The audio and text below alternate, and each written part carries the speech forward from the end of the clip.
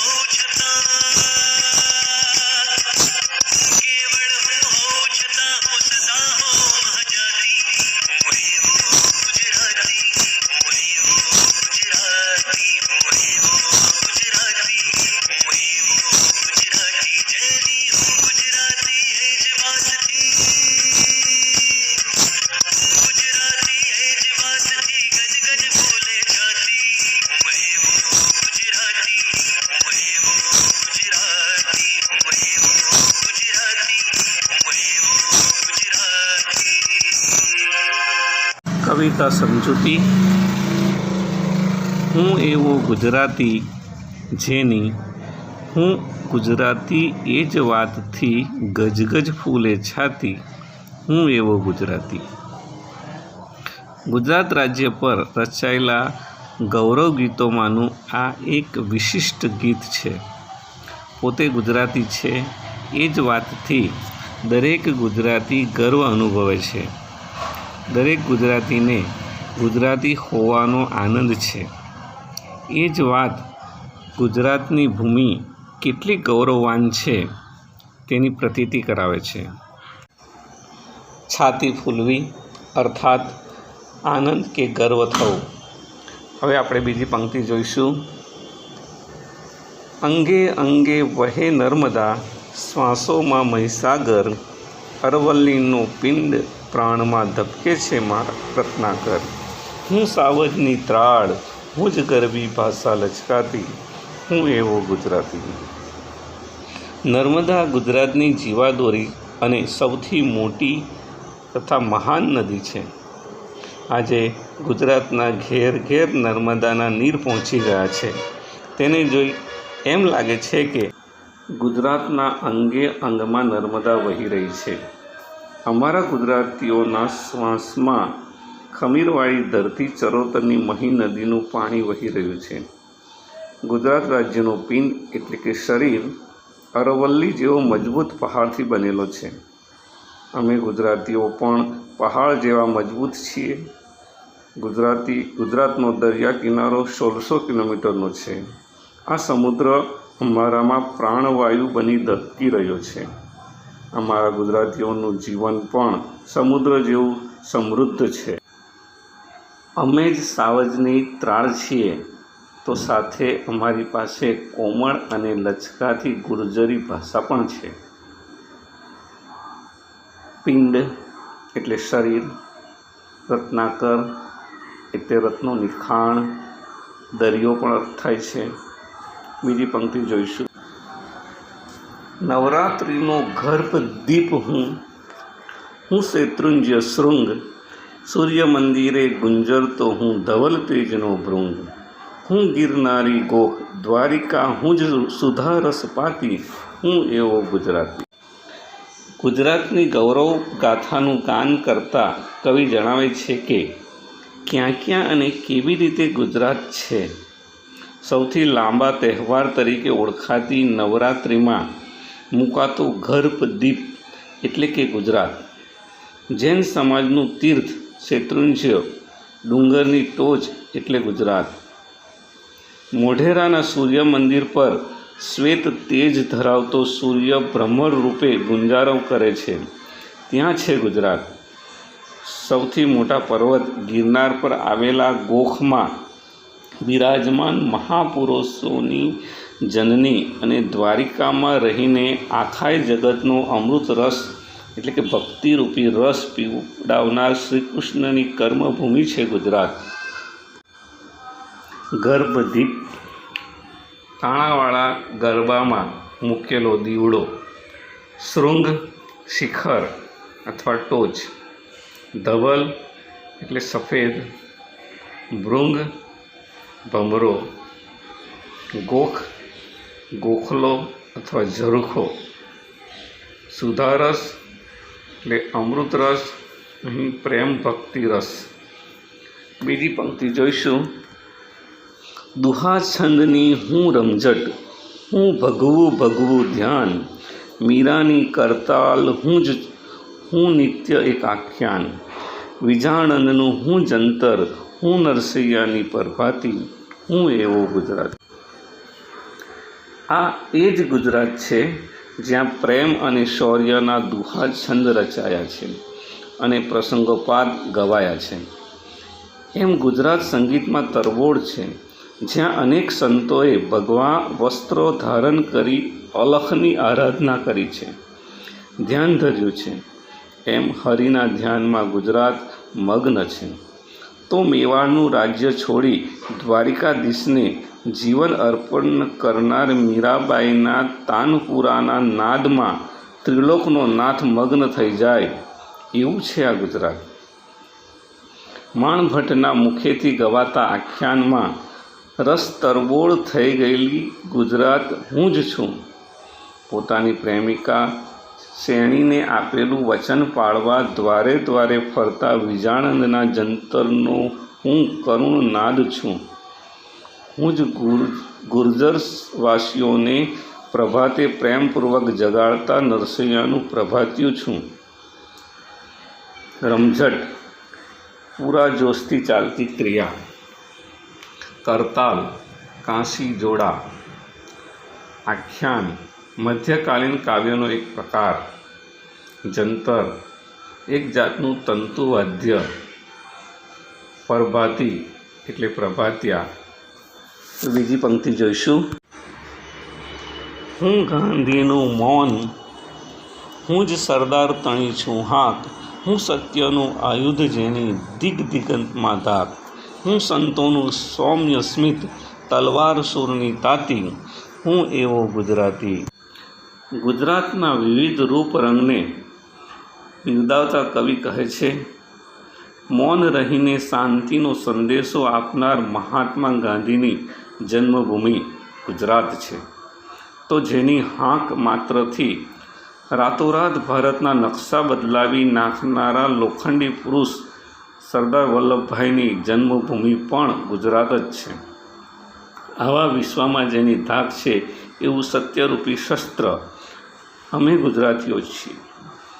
આ ગુજરાતની ધરતી પર અવતરેલા સંતોએ પોતાના પ્રભાવક અને સૌમ્ય સ્મિત વડે ધર્મની અને અહીંના શૂરવીરોએ તલવારની તીક્ષ્ણ ધાર વડે આ ભૂમિની રક્ષા કરી છે. હું આવી ધરતીનો પુત્ર છું. મેં અહીં એટલે કે ગુજરાતમાં જન્મ લીધો છે, એટલે હું મારા પર ગર્વ અનુભવું છું. હાંક હાંકોટો. બૂમ આયુધ એટલે હથિયાર. દિગંત દિશાઓનો અંત. ધાક ડર. સૌમ્ય સુંદર અને તાતી એટલે તીક્ષ્ણ. એના પછીની પંક્તિ જોઈએ. હું મારી માટીનો જાયો, હું ગુર્જર અવતાર. મારે શિર ભારત માતાની આશીષનો વિસ્તાર. હું કેવળ હું હોય છતાં હું સદા હોઉં મહાજાતિ. હું એવો ગુજરાતી. અહીં મારી માટી ગુજરાતની ધરતીનું સંતાન છું, એટલે હું જન્મે ગુજરાતી છું. મારા મસ્તક પર સદાય ભારત માતાની પુષ્કળ આશીષ છે. હું માત્ર હું હોવા છતાંય હું ભારતીય મહાજાતિ છું. હું ગુજરાતી છું અને મહાન એવી જાતિ ભારતીય છું. હું એવો ગુજરાતી છું. માટીનો જાયો, ધરતીનો પુત્ર. શિર મસ્તક. મહાજાતિ ઉચ્ચ જાતિ. વિરુદ્ધાર્થી શબ્દ જોઈ લઈએ. ધવલ શ્યામ. શુદ્ધનો વિરુદ્ધાર્થી શબ્દ થશે વિષ. સ્મિત રુદન. આશીષ એનો વિરુદ્ધાર્થી શબ્દ છે અભિશાપ. સ્વાધ્યાયના પ્રશ્નોની પણ ચર્ચા કરી લઈએ. 2-3 વાક્યમાં ઉત્તર લખો. પ્રશ્ન 1, સત્યના આયુધની કઈ વિશેષતા છે? ઉત્તર, કવિએ ગાંધીજીના સત્યને આયુધ શસ્ત્ર કહ્યું છે. વિશ્વમાં અનેક યુદ્ધો થયા છે, એમાં જાત જાતના આયુધોથી લડવામાં આવ્યા છે અને ભવિષ્યમાં પણ લડાશે. પરંતુ આ સત્યરૂપી આયુધની વિશેષતા એ છે કે ગાંધીજીએ એનાથી બ્રિટિશરોને ધ્રુજાવ્યા હતા અને ભારતને આ સત્યરૂપી આયુધને કારણે જ સ્વતંત્રતા મળી હતી. વિશ્વના ઇતિહાસમાં આ એક અનોખી ઘટના છે. પ્રશ્ન 2, ગુજરાતી વ્યક્તિના શ્વાસોમાં અને પ્રાણોમાં શું રહેલું છે? ઉત્તર, ગુજરાતની વ્યક્તિના શ્વાસોમાં ચરોતરની મહીસાગર નદીના પાણી વહે છે, એટલે કે એમનામાં એ પાણીનું ખમીર છે. એમના પ્રાણોમાં રત્નાકર ધબકે છે, એટલે કે એમનું જીવન રત્નાકર જેવું સમૃદ્ધ છે. પ્રશ્ન 3, હું સાવજની ત્રાળ એટલે શું? ઉત્તર: સાવજ એ ગુજરાત અને ગુજરાતીનું ગૌરવ છે. હું સાવજની ત્રાળ એટલે કે સિંહની ત્રાળ હું છું, એટલે હું ગૌરવવંતો સાવજ અને તેની ત્રાળ હું પોતે જ છું. હવે 7-8 વાક્યમાં ઉત્તર લખો એ પ્રશ્ન પણ જોઈએ. હું એવો ગુજરાતી કાવ્યમાં કવિ પોતે ગુજરાતી હોવાનું ગૌરવ કયા કયા કારણોસર અનુભવે છે? ઉત્તર: હું એવો ગુજરાતી કાવ્યમાં કવિ પોતે ગુજરાતી હોવાનું ગૌરવ આ કારણોસર અનુભવે છે. ગુજરાતીની ભૂમિ પર નર્મદા તેમજ ચરોતરની મહીસાગર નદીના પાણી છે. એનો દેહ અરવલ્લીનો છે. એના શ્વાસોમાં રત્નાકર ધબકે છે. એના ધબકારા સંભળાય છે. આ જ ભૂમિ પર નવરાત્રિનો ગર્ભદીપ ઝળહળે છે. આ જ ભૂમિ શેત્રુંજય પર્વતના શિખરથી શોભે છે. અહીં જ સૂર્ય મંદિરના ગુંજારવ સંભળાય છે. અહીં જ શ્વેત તેજનો ભ્રમર છે. આ ભૂમિ પર ગિરનાર પર્વત પર અનેક મહાપુરુષોના ગોખ આવેલા છે. અહીંની દ્વારકા નગરીમાં કૃષ્ણ પ્રેમ ભક્તિનો અમૃત રસ પાય છે. આ ભૂમિ પર જ દુહા છંદની રમઝટ બોલાય છે અને ભગવાધારી સંતો ધ્યાન કરે છે. મીરા કરતાલ લઈને કૃષ્ણનું ભજન કરે છે. આ ભૂમિ પર જ અનેક આખ્યાનો રચાયા છે. આ જ ભૂમિ પર ગાંધીજી અને સરદાર જેવા મહાન પુરુષો જન્મ્યા છે. એમાં ગાંધીજીએ ધારણ કરેલ સત્યરૂપી શસ્ત્રની સમગ્ર વિશ્વમાં ધાક હતી. ગાંધીજીના મૌન અને સરદારની એક હાંકનો જબરો પ્રભાવ હતો. આ સંતોની અને શૂરવીરોની ભૂમિ છે, જેમણે પોતાના સૌમ્ય સ્મિતથી અને તલવારની તીક્ષ્ણ ધારથી આ ભૂમિની રક્ષા કરી છે. એ ભૂમિના પોતે સંતાન છે. એનું કવિ ગૌરવ અનુભવે છે. નેક્સ્ટ પ્રશ્ન જોઈશું. પ્રશ્ન 2, હું એવો ગુજરાતી કાવ્યમાં કવિએ ગુજરાતના મહિમા ગાન માટે પ્રયોજેલા વિવિધ સંદર્ભો સ્પષ્ટ કરો. ઉત્તર: હું એવો ગુજરાતી કાવ્યમાં કવિએ ગુજરાતના મહિમા ગાન માટે પ્રયોજેલા વિવિધ સંદર્ભો સમજવા જરૂરી છે. ગુજરાતની ભૂમિનું પ્રાકૃતિક સૌંદર્ય, નર્મદા, મહીસાગર વગેરે નદીઓ, અરવલ્લી, શેત્રુંજય, ગિરનાર વગેરે પર્વતો અને રત્નાકરને કારણે ખીલી ઉઠ્યું છે. ગીરના સિંહો તો વિશ્વમાં પ્રખ્યાત છે. નવરાત્રિ પ્રસંગે કાણાવાળા માટલીમાં મુકાતો ગર્ભદીપ અને એની ફરતે ગવાતો રાસ ગરબાની રમઝટથી વાતાવરણ ભક્તિમય બની જાય છે. સૂર્ય મંદિરનો મહિમા પણ અનોખો છે. દ્વારકાના કૃષ્ણ સૌને પ્રેમરૂપી અમૃતનું પાન કરાવે છે. આ ભૂમિએ ભારત દેશને ગાંધીજી અને સરદાર જેવા મહાપુરુષોની ભેટ આપી છે.